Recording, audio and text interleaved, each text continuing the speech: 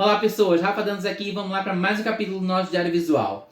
Esse capítulo ele é bem especial porque 11 anos depois da criação da G Magazine, pela primeira vez, um homem assumidamente gay estampou a capa de uma edição. Mas antes da gente saber como isso se deu, eu vou pedir para vocês já darem um pulo aqui embaixo, se inscrever no canal, deixar aquele like, ativar as notificações e vamos lá.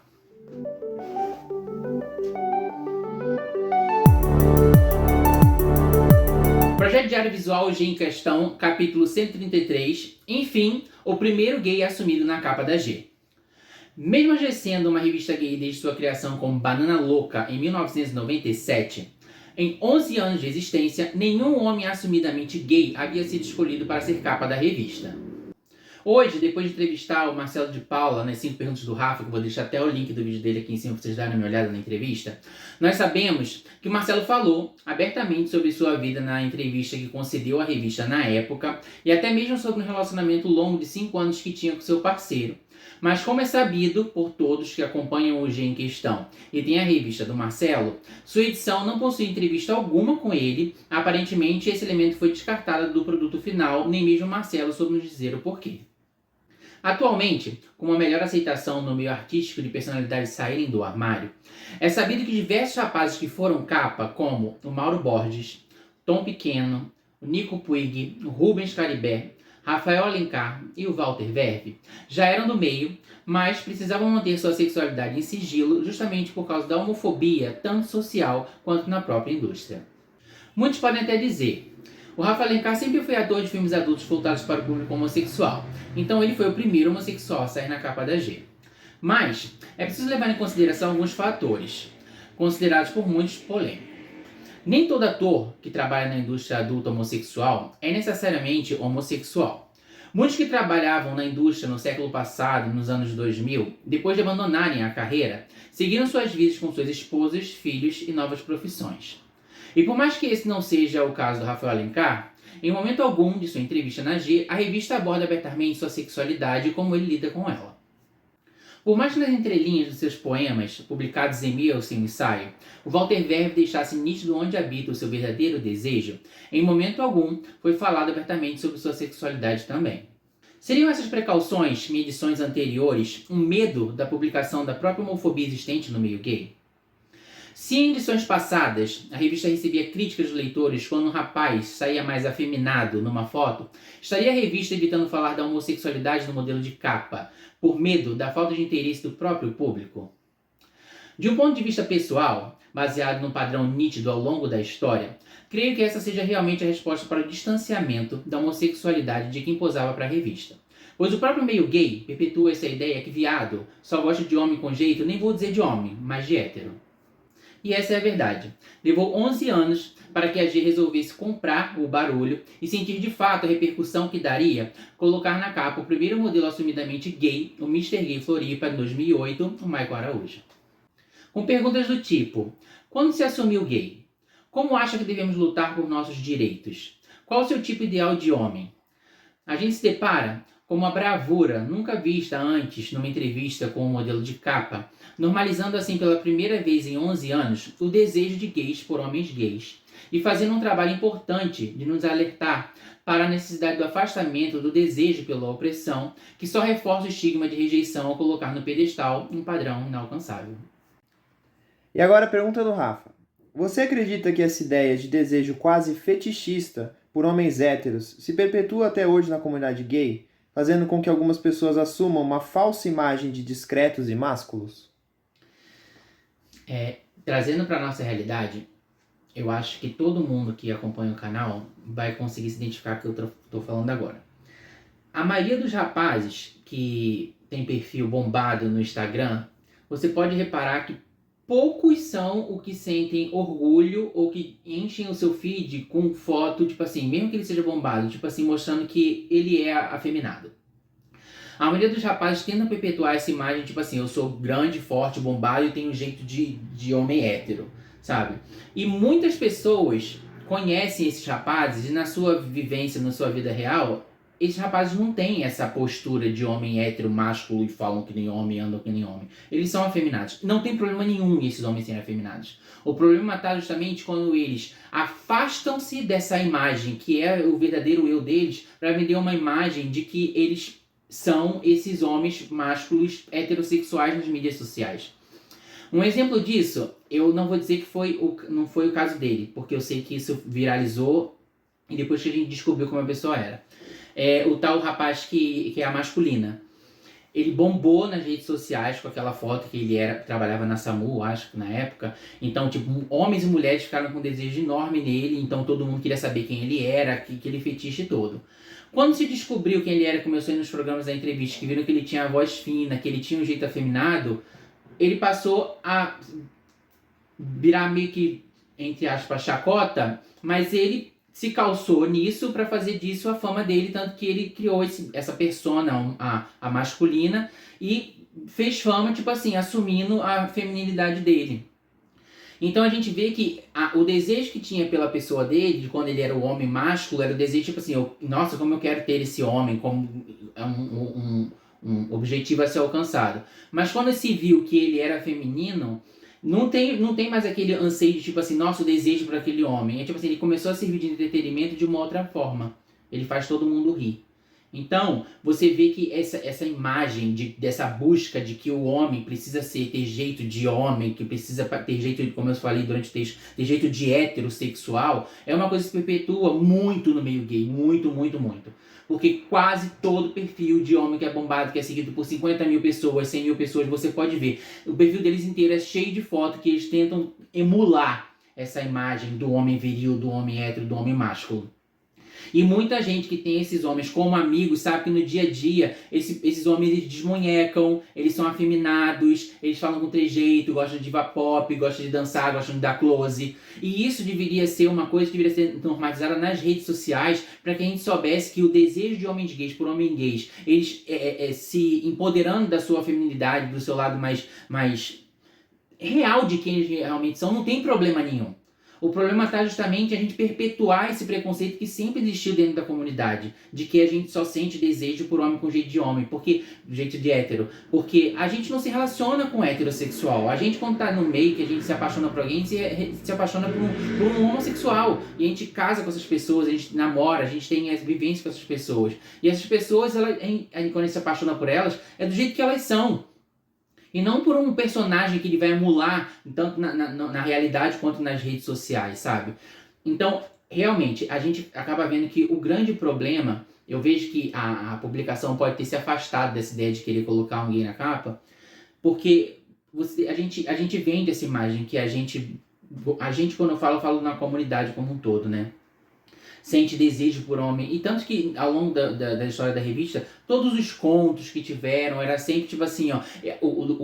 Me realizei porque peguei o marido da vizinha. Me realizei porque ele me tratava como um homem cafajeste que desperta desejo nos homens. Eu adorava saber que eu pegava ele, que a esposa dele era uma trouxa. E muitos contos na história da G eram assim. Sabe? Então a gente vê que existe esse desejo pelo opressor, pela opressão, pelo homem que é viril, e que foge da realidade do que realmente muitos homossexuais são. E a gente vê que isso é tão triste que a gente vê muitos homossexuais tentando emular essa realidade quando não é o que eles são. Então, enquanto esse estigma continuar sendo perpetuado dentro da própria comunidade, não tem como fatores externos, como uma revista como a G, falar assim, então vamos botar um gay afeminado na capa da revista. Sabe quem compra a revista? É a comunidade homossexual que só adorava homem heterossexual. Então, quando a revista tenta colocar, se ela fizesse a inclusividade de colocar um homem afeminado na capa, quem ia afundar, não conseguindo vender nada, era a revista por tentar ser inclusiva, quando dentro da própria comunidade a gente mesmo não é. Essa edição contou com o Trevisan enaltecendo em Seu Olho no Olho o filme Short Bus, que através de cenas de sexo explícito e trauma de seus personagens, renovava energias, criando possibilidades otimistas para relações sexuais e de amores ideais. Eu e o Rafa, a gente procurou o filme para assistir, a gente assistiu. Realmente, para pessoas que ficam chocadas com cenas de sexo explícito, elas vão acabar ficando chocadas com o filme mesmo. Mas a gente achou que, dentro do contexto de filme independente e que é fora desses filmes mainstream, que tá tentando passar uma mensagem um pouco mais profunda, a gente entende que existe a necessidade dessas cenas no filme. Por exemplo, a gente já assistiu também o filme brasileiro Vento Seco, e o filme Vento Seco também tem bastante cena de sexo explícito. Mas eu e o Rafa, quando a gente assistiu, realmente as cenas de sexo explícito de Vento Seco incomodaram a gente num certo nível de tipo, não sei se precisaria daquilo tudo para se entender a mensagem que o filme queria passar. Já no Short Buzz a gente entende que elas são pontuais em alguns pontos no filme e é pra gente entender realmente como as pessoas, quando elas estão presas dentro dos seus traumas de infância e das suas realidades, elas são impossibilitadas de se encontrar com o seu verdadeiro eu e realmente com o seu verdadeiro prazer e identificar como elas podem ser felizes, tipo, se desprendendo de uma imagem que as pessoas têm de como elas deveriam agir dentro das suas próprias vidas. Então, quem conseguir tentar assistir, ver o filme, pode ver que eu acho que, apesar de ser um filme bem cult, acho que passa uma mensagem bem legal. Vale a pena tipo, tentar assistir o filme pra assistir sim. A questão é essas cenas estarem conectadas à narrativa da história, né? Porque ela interliga muito bem o que está acontecendo no filme. Só que para quem não está acostumado com cenas de filme sexo explícito, num filme que não é pornográfico, a pessoa vai se chocar. Não tem como, a pessoa vai se chocar. Mas se você conseguir enxergar além disso, você conectar todos os pontos que aparecem no filme, você entende o porquê de todas essas coisas acontecerem. A voz da BGLT falou sobre o parecer favorável da AGU à equiparação de direitos entre a união civil estável de casais homoafetivos e heterossexuais, mais um passo importante em direção a direitos igualitários. Com mais um Mr. Gay na edição, o entrevistado foi o vencedor do concurso nacional Marcos Grabowski, que não muito diferente de outros rapazes homossexuais, foi expulso de casa aos 15 anos ao revelar sua homossexualidade para seu pai, que vinha de uma criação rígida, criado sob regime militar. Ao tentar descobrir por onde anda o Marcos nos dias atuais, foi possível ver em seu Instagram desativado que ele faleceu em 2017.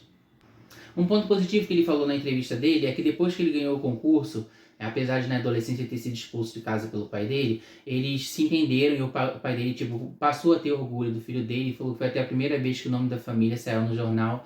E sobre o falecimento dele, realmente eu até dei uma olhada nesse Instagram desativado para ver se alguém falava alguma coisa sobre o que ocasionou isso, mas eu realmente não consegui encontrar.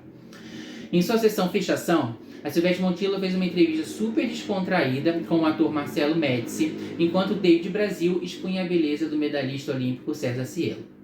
Antes de a gente começar a falar dos ensaios, gente, queria pedir para vocês, dá um pulinho aqui embaixo, se inscreve no canal, deixa aquele like, ativa as notificações, que isso ajuda bastante a me dar aquele estímulo para continuar com o canal e a gente continuar crescendo, trazendo mais gente aqui para compartilhar isso tudo com a gente. Nos ensaios, o Melhor do Dia Online trouxe diversas fotos do modelo carioca Rodrigo Vale, que estrelava a seção Macho da Hora do site da revista. Já na seção Lolitos, o modelo de 19 anos, viciado em academia e que adora baladas, Christopher Moraes. Na seção Desejo, o carioca profissional de educação física, que já foi jogador das categorias de base do Fluminense, Igor Chafin, que hoje em dia se dedica também ao fisiculturismo. No ensaio de capa, o tão falado durante o capítulo, Mr. Gay Floripa 2008, o Michael Araújo, que aos 21 anos já falava sobre a importância de lutar por nossos direitos. Precisamos ter mais vontade interior e nos unir. Existe muito preconceito dentro da própria comunidade. No meio gay, existem vários perfis, dos mais discretos a travesti. Precisamos respeitar todos os estilos para enfrentarmos todos os desafios de fora. Vale lembrar a repercussão que gerou para o Michael posar para a G, visto que ele nos falou no capítulo 65, onde trouxemos a declaração de diversos rapazes que sentiam orgulho de ter posado para a G. Eu era muito novo na vida de modelo e quando fui mister estava em outra fase. Não sabia que ia tomar uma proporção tão grande. Na época, fui muito julgado. As más línguas falavam que eu era garoto de programa e nas baladas onde eu fazia presença VIP, as pessoas achavam que podiam te comprar. Hoje sinto orgulho, porque vi que deu coragem para muita gente se assumir, porque as pessoas falam quando me encontram. Na época que posou, ele abriu o Michael Araújo Estúdio de Beleza, que segue firme até hoje, como seu relacionamento de 14 anos com seu parceiro. E assim a gente termina mais esse capítulo. Eu sei que esse é um tema polêmico, porque às vezes faz a gente olhar para dentro da gente e ver que a gente faz parte do problema. Eu não me tiro disso também não, porque ninguém é perfeito e eu acho que quando a gente está mexendo com desejos, a gente não consegue muitas vezes enxergar que essas construções são baseadas em tantas coisas que acontecem na sociedade, e desconstruir essas coisas realmente é bem mais complexo do que a gente possa imaginar.